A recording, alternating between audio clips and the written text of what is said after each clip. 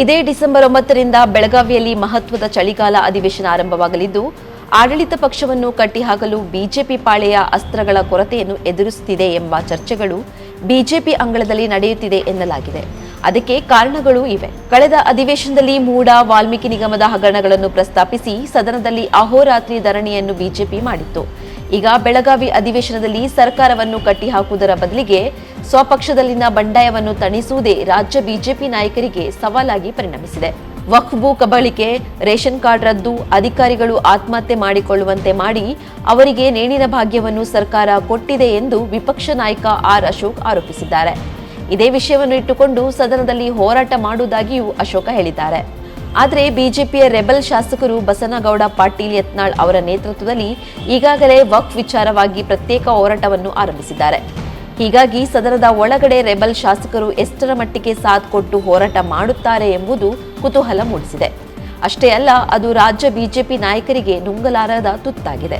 ವಿಧಾನಸಭಾ ಉಪಚುನಾವಣೆಯ ಸೋಲಿನ ಹೊಣೆಯನ್ನು ಬಿಜೆಪಿ ರಾಜ್ಯಾಧ್ಯಕ್ಷ ಬಿವೈ ವಿಜಯೇಂದ್ರ ಈಗಾಗಲೇ ಹೊತ್ತುಕೊಂಡಿದ್ದಾರೆ. ಆದರೆ ಆಂತರಿಕವಾಗಿ ಬಿಜೆಪಿಯಲ್ಲಿ ಆಗುತ್ತಿರುವ ಬೆಳವಣಿಗೆಗಳೇ ಬೇರೆ ಎನ್ನುತ್ತಿದೆ ಬಿಜೆಪಿ ಮೂಲಗಳು.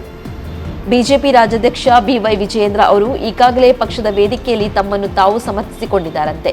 ರಾಜ್ಯಾಧ್ಯಕ್ಷನಾಗಿ ನಾನೊಬ್ಬನೇ ಸೋಲಿನ ಹೊಣೆಯನ್ನು ಹೊತ್ತುಕೊಳ್ಳಲು ಆಗುವುದಿಲ್ಲ.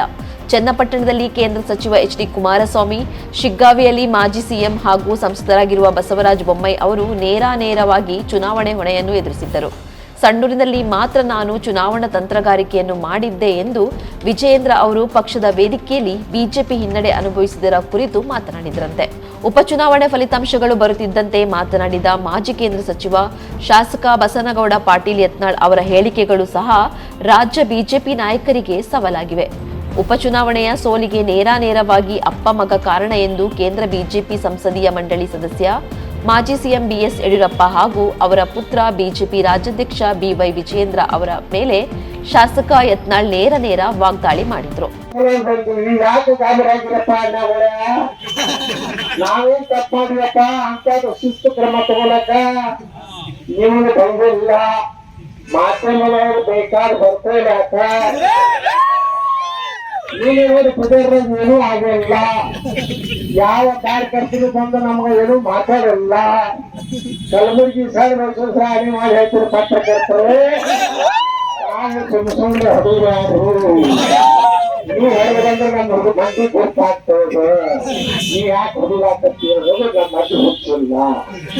ಯಾಕಂದ್ರೆ ಎಲ್ಲ ಡೈರೆಕ್ಟ್ ಲೈವ್ ನಮ್ಮ ಭಾಷಣ ಸೋಷಿಯಲ್ ಮೀಡಿಯಾದಾಗ ಎದುರು ನಾವು.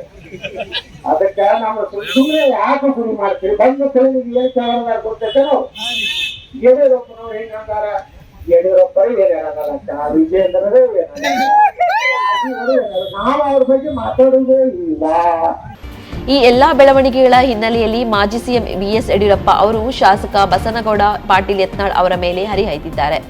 ಎಲ್ಲರೂ ಜೊತೆಯಾಗಿ ಸೇರಿಕೊಂಡು ಹೋರಾಟ ಮಾಡೋಣ ಎಂದು ಬಿಜೆಪಿ ರಾಜ್ಯಾಧ್ಯಕ್ಷ ಬಿವೈ ವಿಜಯೇಂದ್ರ ವಿನಂತಿಯನ್ನು ಮಾಡಿದ್ರು. ಆದರೆ ಬಸನಗೌಡ ಪಾಟೀಲ್ ಯತ್ನಾಳ್ ಅವರು ಎಲ್ಲರ ಜೊತೆಗೆ ಸೇರಿಕೊಂಡು ಹೋರಾಟ ಮಾಡದೆ ತಾವೇ ಪ್ರತ್ಯೇಕವಾಗಿ ಹೋರಾಟ ಮಾಡುತ್ತಿದ್ದಾರೆ. ಯತ್ನಾಳ್ ಸ್ವಪ್ರತಿಷ್ಠೆಗಾಗಿ ಇದೆಲ್ಲ ಮಾಡ್ತಿರೋದು ಅವರಿಗೆ ಶೋಭೆ ತರುವಂತದ್ದು ಅಲ್ಲ.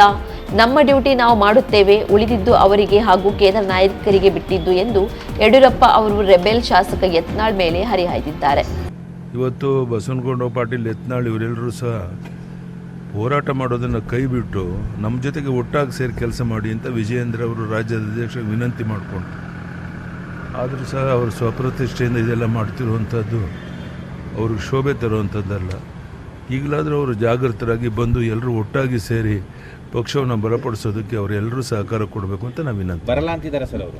ಇಲ್ಲ, ನಮ್ಮ ಡ್ಯೂಟಿ ನಾವು ಮಾಡ್ತೀವಪ್ಪ, ಉಳಿದಂಥದ್ದು ಅವ್ರಿಗೆ ಬಿಟ್ಟದ್ದು ಕೇಂದ್ರದ ನಾಯಕರಿಗೆ ಬಿಟ್ಟು. ಜೊತೆಗೆ ವಿರೋಧ ಪಕ್ಷದ ನಾಯಕ ಆರ್ ಅಶೋಕ್ ಅವರು ಬೆಳಗಾವಿ ಅಧಿವೇಶನದ ಹಿನ್ನೆಲೆಯಲ್ಲಿ ಕರೆದಿದ್ದ ಬಿಜೆಪಿ ಹಿರಿಯ ನಾಯಕರ ಸಭೆಗೂ ಶಾಸಕ ಯತ್ನಾಳ್ ಅವರು ಭಾಗವಹಿಸಿಲ್ಲ. ಎಲ್ಲದಕ್ಕಿಂತ ಹೆಚ್ಚಾಗಿ ಬಿವೈ ವಿಜಯೇಂದ್ರ ಅವರು ಬಿಜೆಪಿ ರಾಜ್ಯಾಧ್ಯಕ್ಷರಾಗಿ ಅಧಿಕಾರ ವಹಿಸಿಕೊಂಡ ಬಳಿಕ ಎದುರಿಸಿದ ಮೊದಲ ಚುನಾವಣೆಯಲ್ಲಿ ಹಿನ್ನಡೆ ಅನುಭವಿಸಿದ್ದಾರೆ. ಅದರಿಂದಾಗಿ ಬಿಜೆಪಿ ಕಾರ್ಯಕರ್ತರು ಆತ್ಮವಿಶ್ವಾಸ ಕಳೆದುಕೊಂಡಿದ್ದಾರೆ ಎಂಬ ಮಾತುಗಳು ಬಿಜೆಪಿ ಅಂಗಳದಲ್ಲಿ ಕೇಳಿಬರುತ್ತಿದೆ.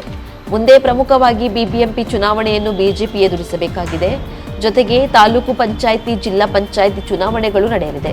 ಈ ಎಲ್ಲಾ ಬೆಳವಣಿಗೆಗಳ ಹಿನ್ನೆಲೆಯಲ್ಲಿ ಬೆಳಗಾವಿ ಅಧಿವೇಶನದಲ್ಲಿ ಒಟ್ಟಾಗಿ ಹೋರಾಟ ಮಾಡುತ್ತಾರಾ ಎಂಬ ಸಂಶಯ ಆ ಪಕ್ಷದ ಕಾರ್ಯಕರ್ತರಲ್ಲಿದೆ.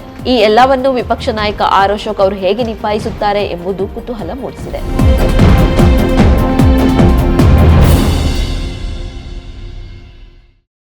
ಹೆಚ್ಚಿನ ಸುದ್ದಿ ಅಪ್ಡೇಟ್ಗೆ ಈಗಲೇ the federal Karnataka YouTube page ಅನ್ನು ಸಬ್ಸ್ಕ್ರೈಬ್ ಮಾಡಿ.